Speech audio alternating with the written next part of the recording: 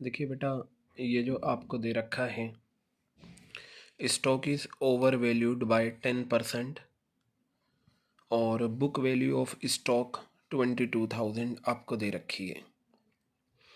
Book value का मतलब होता है वो अमाउंट जो बैलेंस शीट में नज़र आता है, यानी कि आपको बैलेंस शीट गिवन है और बैलेंस शीट में आपको स्टॉक दे रखा है 22,000। बैलेंस शीट में जो असेट्स और लाइबिलिटीज़ होती हैं वो बुक वैल्यू कहलाती हैं। अब इन्होंने ये कहा stock is over valued bye 10%। Stock जो है ओवर वैल्यूड का मतलब ज़्यादा टोटल होए हुआ है 10% से। ध्यान से देखिएगा, स्टॉक जो है ओवर वैल्यूड है। ओवर ज़्यादा वैल्यू कर रखा है 10% से, यानी कि जो बुक वैल्यू 22,000 रुपये दे रखा है ये 10% से ज़्यादा ओवर वैल्यू हुआ है, ज़्यादा टोटल कर रखा है। अब हमें इस एरर को करेक्ट करना है। तो ओवर वैल्यूड में क्या होता है, हम ज़्यादा वैल्यू कर देते हैं, हमें नीचे लाना है। नीचे लाने का मतलब ये है कमी आएगी असेट्स में, कम होगा तो रीवैल्यूएशन की डेबिट में आएगा। लेकिन कितना अमाउंट आएगा वो तो हमें बाद में पता चलेगा। पहले हम ये पता लगाते हैं कि ये जो बुक वैल्यू दे रखा है 22,000 रुपये, ये 10% ज़्यादा ओवर वैल्यूड हुआ हुआ है। ठीक है, क्या है ये 10% ज़्यादा वैल्यूड हो चुका है। इसका मतलब मैं कह सकता हूँ कि आप यहाँ देखिए कि दोबारा से पढ़ते हैं। Stock is over valued bye 10%। Stock जो है ज़्यादा टोटल होए हुआ है 10% से। कौन सा स्टॉक? ये जो आगे दे रखा है बुक वैल्यू 22,000, यानी कि अगर 100% है तो ये 110% है, 10% ज़्यादा वैल्यू होए हुआ है। तो मैंने कहा भाई 22,000 जो है वो 110% है। अब मैं क्या करूँगा, इस परसेंटेज को उल्टा करके मैंने ऊपर 100 रखा, नीचे 110 ले गया, तो मुझे 20,000 रुपये मेरे पास एक्चुअल वैल्यू आई स्टॉक की। यानी कि मुझे बैलेंस शीट में दिखाना चाहिए था कितना, 20,000, लेकिन मैं दिखा चुका हूँ 22,000। तो बेटा बुक वैल्यू ऑफ स्टॉक है 22, एक्चुअल वैल्यू ऑफ स्टॉक है 20,000 रुपये।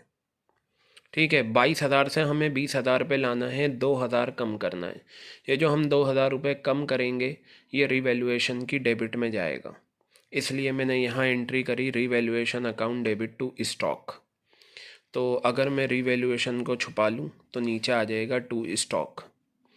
और जब बैलेंस शीट हम बनाएंगे नई वाली बैलेंस शीट तो उसमें 20,000 रुपये जाएगा स्टॉक। तो ओवर वैल्यूड में क्या होता है, ज़्यादा वैल्यू कर रखा होता है, हमें नीचे लाना होता है। अगर यहाँ 10% से है तो ये 22,000 जो है 110% है। अगर ये 20% होता तो ये 120% हो जाता। अब इसी तरीके से यहाँ पर आपको दे रखा है stock is under valued bye 10%, यानी कि स्टॉक जो है कम टोटल हुआ हुआ है 10% से। स्टॉक जो है वो कम टोटल हुआ है 10% से। इसका मतलब ये जो स्टॉक की बुक वैल्यू दे रखी है 18,000, ये 90% है। कितना है ये? 90% है 18,000। तो बेटा मैं यहाँ पर मैंने 18,000 लिया, ये 90% है। अगर मैं इसकी एक्चुअल वैल्यू निकालूँ तो 18,000 मैंने एज इट इज़ रखा, 90% को मैं रिवर्स कर लूँगा। रिवर्स का मतलब ऊपर 100 नीचे 90, तो मिलाकर कितना आ गया 20,000।